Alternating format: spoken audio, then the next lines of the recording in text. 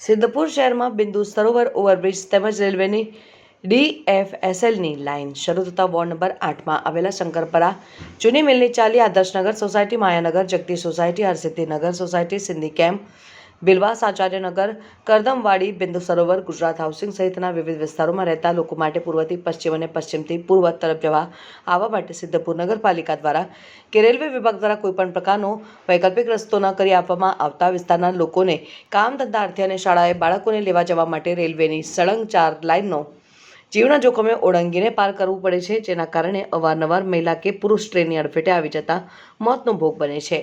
શહેરના ward number 8માં પશ્ચિમ દિશામાં પ્રાથમિક કુમાર શાળા નંબર 4 આવેલ છે, જ્યાં પૂર્વ દિશામાં આવેલ વિસ્તારોના બાળકોને અભ્યાસ અર્થે અવરજવર માટે જીવના જોખમે રેલવે ઓળંગીને પસાર થવું પડે છે, જેના કારણે ઘણા વિદ્યાર્થીઓના વાલીઓએ પ્રાથમિક શાળા 4માંથી દાખલો કાઢીને બજારમાં લાલુમલની લસ્સી પાસે આવેલ કુમાર શાળા નંબર 6 અને 1માં અભ્યાસ અર્થે મૂકવા મજબૂર બન્યા હતા। જોકે શાળા નંબર 4માં આવવા જવા માટે બિંદુ સરોવર બ્રિજ ઉપર 1 કિલોમીટરનો રસ્તો પસાર કરીને જવું પડે છે અને રિક્ષાવાળા પણ 50 રૂપિયા ભાડું વસૂલે છે અને આ ઉપરાંત કોઈ નાગરિક રેલ ઓળંગે તો રેલવે અધિકારી દ્વારા પકડી દંડ વસૂલવામાં આવે છે, જેને લઈને ગુરુવારે બપોરના સમયે પ્રાથમિક શાળા 4માંથી બાળકો છૂટીને ઘરે જતા હતા, ત્યારે વચ્ચે આવતી 4 રેલવેની લાઈનો ઓળંગવા જતા શંકરપરા વિસ્તારમાં રહેતી ગીતાબેન ભરતજી ઠાકોર ઉંમર વર્ષ 35 વાળા પોતાના 2 બાળકોને શાળાએથી લઈ જઈને આવતી વખતે અચાનક 2 ટ્રેનો એકસાથે આવી જતા શાળાના 11 વિદ્યાર્થી બાળકોને બચાવવા જતા શંકરપરા વિસ્તારમાં રહેતી 2 બાળકીઓની માતાને ટ્રેનની અડફેટે આવી જતા જીવ ગુમાવ્યો હતો। ઘટનાને લઈને 2 બાળકોની માતાએ જીવ ગુમાવતા વિસ્તારમાં શોકની લાગણી પ્રસરી ગઈ, જેને લઈને વિસ્તારના લોકો સિદ્ધપુર નગરપાલિકા ખાતે પહોંચી ઉગ્ર વિરોધ કર્યો અને આદર્શનગર પાસે 2.97 કરોડના ખર્ચે જે અંડરપાસ મંજૂર થયેલ છે તેની વહેલી તકે કામગીરી શરૂ કરવા અને રેલવે ટ્રેક ઉપર હવે કોઈ નિર્દોષનો ભોગ ન બને તે માટે અવરજવર માટે વૈકલ્પિક રસ્તો કરી આપવા માંગ કરી હતી। જો તેમ નહીં થાય તો શાળાને તાળા મારવા કે રેલ રોકો આંદોલનની ચીમકી ઉચ્ચારી। સમગ્ર હકીકત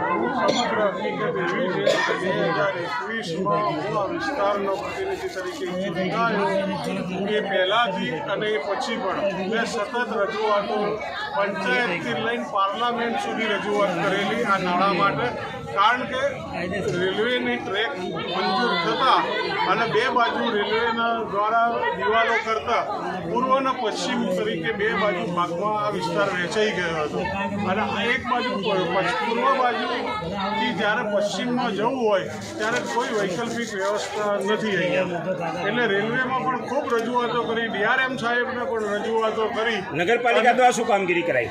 નગરપાલિકા તરીકે મેં સ્થાનિક કોર્પોરેટર તરીકે રેલવેના અધિકારી, RNBના અધિકારી, રાજ્ય સરકારના અધિકારી બધાને સાથે રાખી દરખાસ્ત કરી એના અંતે માનનીય મંત્રીશ્રીને પણ રજૂઆત કરીને એમની લાગણીઓથી અને અમારી માગણીઓથી મંત્રી સાહેબના ખૂબ સહકારથી રાજ્ય સરકાર દ્વારા અહીંયા 2,97,07,970 રૂપિયા 100% રાજ્ય સરકાર દ્વારા ફાળવણી કરી આ નાણાંની વૈકલ્પિક વ્યવસ્થા તરીકે માટેની મંજૂરી મેળવેલી ઓકે, છે।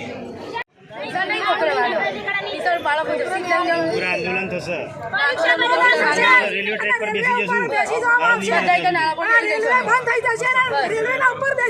ટ્રેક પર બેસીને ધરણા કરશું, ધરણા પ્રદર્શન થશે, આંદોલન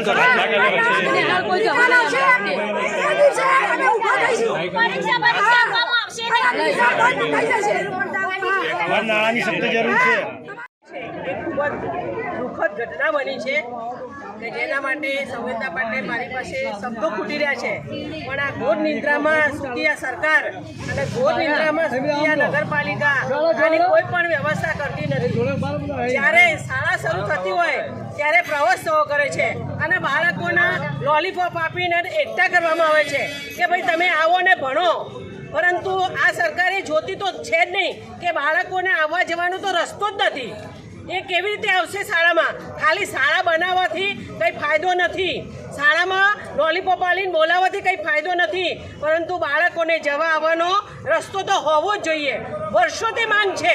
વોર્ડ નંબર 8ની અંદર રહેતા સ્લમ વિસ્તાર છે, મજૂરિયાત વર્ગ છે, એમના બાળકોના એ લોકો પેટે પાટા બાંધીને ભણાવી રહ્યા છે, પરંતુ બાળકોના જવા આવવાનો રસ્તો ના હોવાથી અવારનવાર આવી ઘટનાઓ, દુઃખદ ઘટનાઓ બની છે. આના પહેલાં પણ સરકારને રજૂ કરી છે. જ્યારે પણ કંઈ થાય ત્યારે એક જ વાત હોય છે કે ભાઈ નાણું મંજૂર થઈ ગયું છે. તો મંજૂર થઈ ગયું છે તો ક્યાં લટકી રહ્યું છે એ દેખાડો ને અમને. ક્યારે એની શરૂઆત કરવામાં આવશે? કેટલા ભોગ લો છો? શું તમે આ સરકારના બસ માત્ર ગરીબોની જીવનની કોઈ કિંમત જ નથી? આજે 5-6 બાળકોને બચાવવા જતાં એક નિર્દોષ મહિલા કે જેની ઉંમર હજુ તો 35 થી 37 વર્ષની છે, તો આજે તમે જુઓ કે એના બાળકોનું શું, એના પરિવારનું શું, એને કોણ આપશે આ બધું ભરણ પોષણ? બસ માત્ર ને માત્ર સરકાર એમ કહેશે કે કોઈ મરી ગયું તો આટલા પૈસા, કોઈ મરી ગયું તો આટલા. પરંતુ મારી ટૂંકમાં એક નિવેદન છે કે આ દુઃખદ ઘટનાના જલ્દીથી આપ ધ્યાનમાં લઈને નગરપાલિકા હોય કે કલેક્ટરશ્રી હોય કે સરકાર હોય એ તાત્કાલિક ધોરણે આનું સોલ્વ કરી અને આની સુવિધા આપવામાં આવે.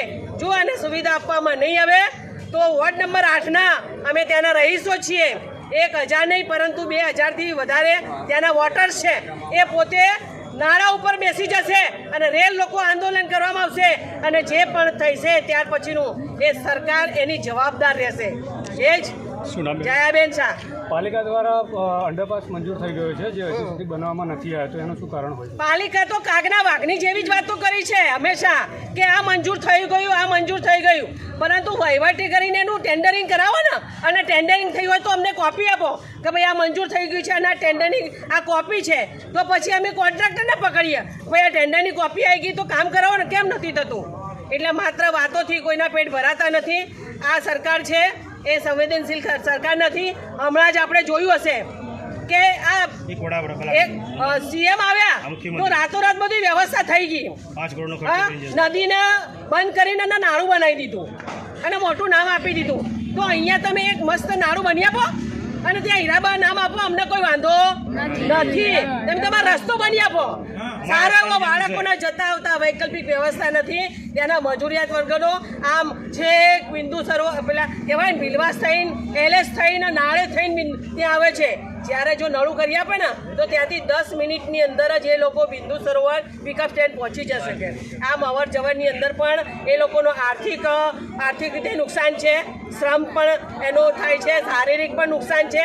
અને આજે આપ જોઈ રહ્યા છો કે એક પરિવારનો મોભી અને એક મહિલા ગુમાવી છે. આ ભાઈને હવે એના પત્ની કોણ આપશે? એના બાળકોને એનું પુરવાર કોણ કરશે? તો આ સરકાર તાત્કાલિક ધોરણે આનો નિર્ણય કરે અને જેમ બધાએ જ કહ્યું એમ કે જો તાત્કાલિક ધોરણે નાળું કામ મતલબ એનો રસ્તો કરી આપવામાં નહીં આવે તો આગલા જે પણ કાર્ય થશે એના માટે માત્ર ને માત્ર આ સરકાર જ જવાબદાર છે, નહીં કે પબ્લિક. શું નામ છે? જયાબેન શાહ.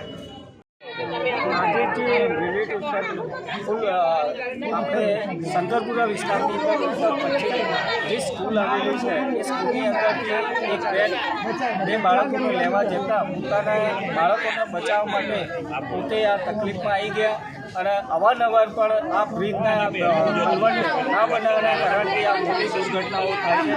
આના લીધે સરકાર શું કરે છે એ ખબર નથી, પણ નગરપાલિકા તમામ જે વહીવટી અધિકારીઓ છે એનું નિરાકરણ લાવો. ઘણા સમયથી કહેતા આવે છે કે બ્રિજ જે બોક્સ કલવટ જે પણ નાળું પાસ થઈ ગયેલું છે એની સુવિધા અને એ જલ્દી આપવામાં આવે. આનું ઉગ્ર સ્વરૂપ પણ કહી શકાય, કારણ કે આવા 4 થી 5 આવા કેસ બની ગયા છે. એના માટે સરકાર અને નગરપાલિકાને પણ ધ્યાન દોરવામાં આવે કે આ તમે શું કરી રહ્યા છો, એના માટે કંઈક પ્રોસેસ કરો અને જેટલું બને એટલું જલ્દી આનું બોક્સ કલવટ જે પણ વૈકલ્પિક વ્યવસ્થા થાય એવું કરવામાં આવે. પહેલી તકે નાળું બનાવવામાં ના આવે તો આપણા દ્વારા આગામી સમયમાં શું કરવાનું? આવનાર સમયની અંદર જો નહીં આવે તો સ્થાનિક શંકરપુરા વિસ્તાર, બિંદુ સરોવર વિસ્તાર બધાની લોકોની માંગ છે અને 1000 પરિવારથી પણ વધારે ત્યાં વસવાટ કરે છે. તેમને વૈકલ્પિક વ્યવસ્થાની ખૂબ જ તકલીફ પડે છે અને ત્યાં જે પણ સ્લમ એરિયાની અંદર મજૂરિયાત વર્ગ છે જવા આવવા માટે બહુ તકલીફ પડે છે અને એ ચાલુ કરવામાં આવે, એને બનાવવામાં આવે એવી વિનંતી. અને સાથે સાથે જો આ વસ્તુ જે બોક્સ કલવટ કે જે પણ વ્યવસ્થા નહીં થાય તો અમે બધા ભેગા થઈ અને એનું આંદોલન કરીશું. શું નામ છે આપનું? અમરસિંહ ઠાકોર.